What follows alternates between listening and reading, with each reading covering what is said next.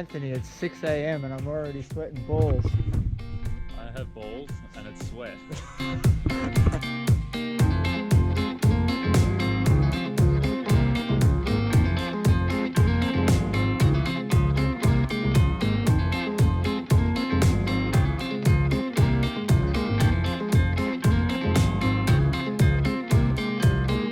What's up guys, Chris here from Vo-Gus Prospecting. Today I've got my long-term childhood friend Anthony out on the creek with me.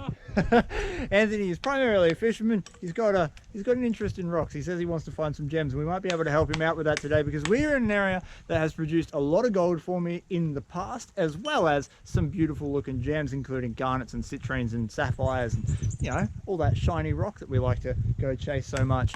Today I want to talk to you not only about finding gold, but high pressure gold. Now, high pressure gold, the theory is very simple, that there is big gold hiding in high pressure systems. We'll get to that. For now, we're going to keep working some of these crevices.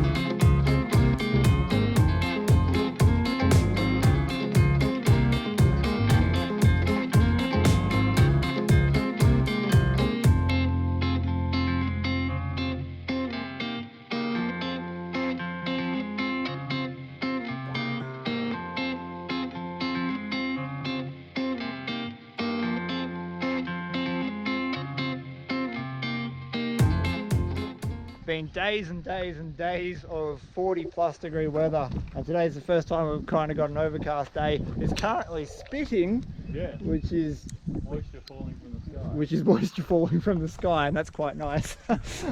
So we're out on the creek and we're looking for what is called high pressure gold. Now, this is a theory that one of my subscribers sent to me, and it's actually something I've been practicing with a yabby pump. The essential essence of this theory is that in high pressure zones, gold falls out of suspension if it's of the right size. So if you've got an inside bend, and we know that the inside bend's a low pressure system where all the gravel bars and stuff are building up, all of your fine gold is going to be able to turn that corner quite well. When it turns that corner, it's going to deposit on that inside bend because the pressure drops. But on the outside bend, what's happening is larger rocks. Often you'll see boulders and things like that on the outside bend. Larger rocks are depositing because they can't turn very well. They're really crap. They're like a semi trying to do a hairpin turn. So when it hits that outside bend, the pressure drops up enough for the very big bits of rock and gold to drop out of suspension.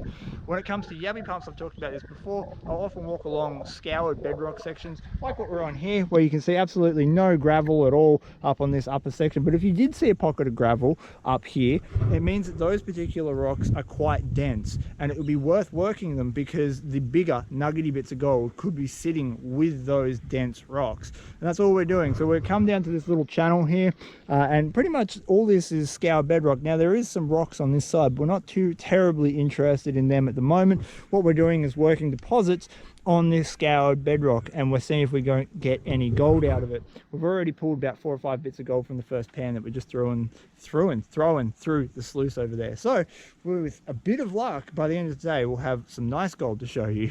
This cheeky bugger thought he could take some of my blood, but no one makes me bleed my own blood. So now he's dead. And Anthony, thank you. That way. Ah! Oh, it's finding my cuts now.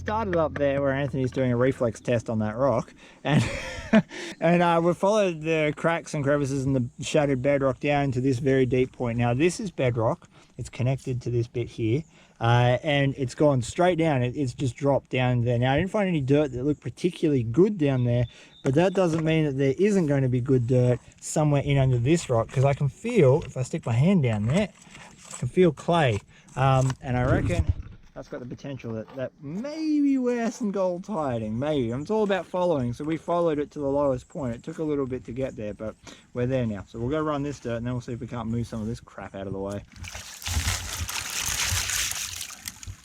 Overload. Not really having any luck in behind those bits of rock. I tried a few different things to get down there. I'm going to do one more by filling the crevice up with water and then yabby pumping it out, seeing if anything comes off the bottom of the bedrock. If nothing really comes out there, then not really worth it, and we'll find another spot. Well, we've got one there, one there, one there.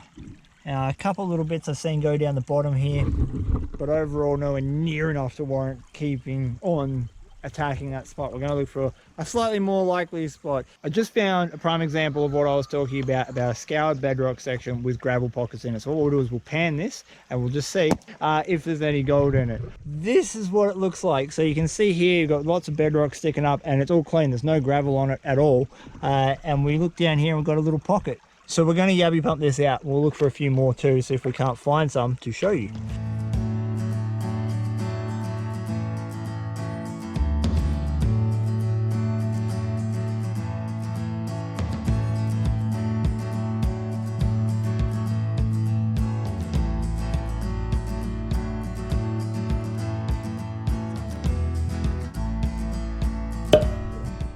Well, we have gold.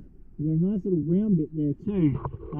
Bit of shape to it, which is what we expect. So I did just yabby pump off a couple of spots from this bedrock here. That's all the gravel that I got out of it that I panned down. And we got more gold in that pan than I've seen go down the sluice today. So it goes to show you that it is here. It is on these scoured bedrock sections. Can be a little bit tricky to find. You've got to work those pockets, but once you find them, they're so quick and so easy. Like, you don't have to try to actually get them in there. So I've had enough of mucking around looking for these bedrock deposits, because I just want to work crevices. I'm addicted to crevicing, always have been. That's what we're going to do. We've got the back of this rock here full of cracks and crevices. We'll bust some of them open. We yabby pump off as much as we can. I actually found a 0.15 nugget just here, so I'm hoping that there'll be another one. Anthony wants to do slow motion.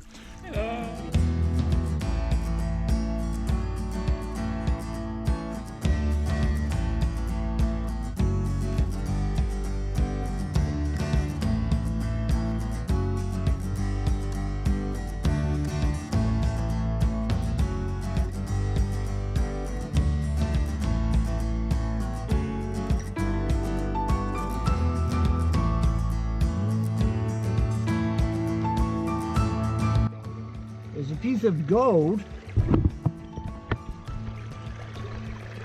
right now.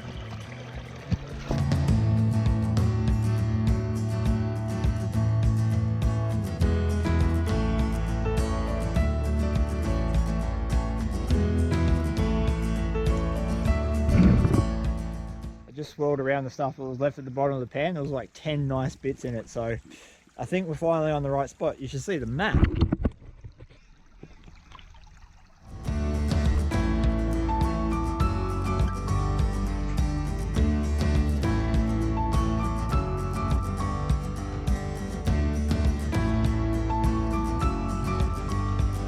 Whoa.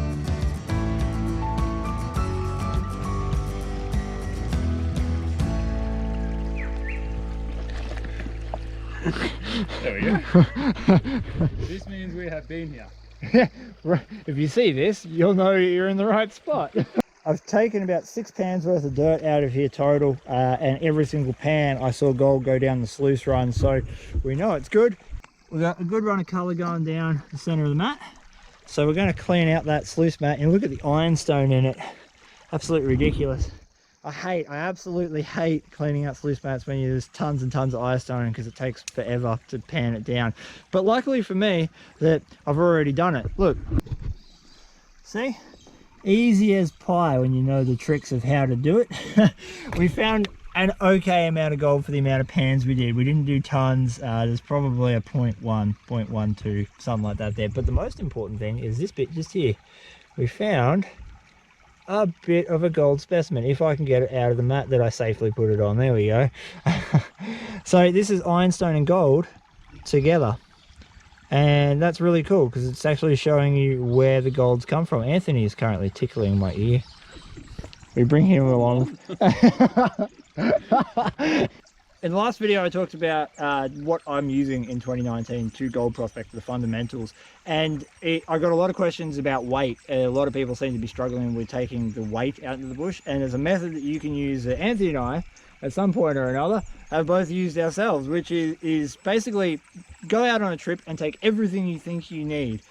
At the end of the trip, everything that you used, put in a separate pile, and everything you didn't use, didn't even think about taking out of your bag, put it in another pile, and then when you get home, get rid of the other stuff, leave it in the car or wherever else when you go out. And what will happen is that this won't work for every trip. You'll have to, like, obviously plan. If you're going sluicing, you'll need to take a bucket or whatever, you know, different situations. But for the most part, the tools that you use on that trip are probably going to be the tools you use all the time, and you'll only occasionally need to select something else from your kit to bring along with you, and that way you'll save a lot of weight and you won't have to worry about lugging absolutely everything in the bush. Leave it in your car so that it is there if you do need it. You just got to walk back to the car and not hike it out.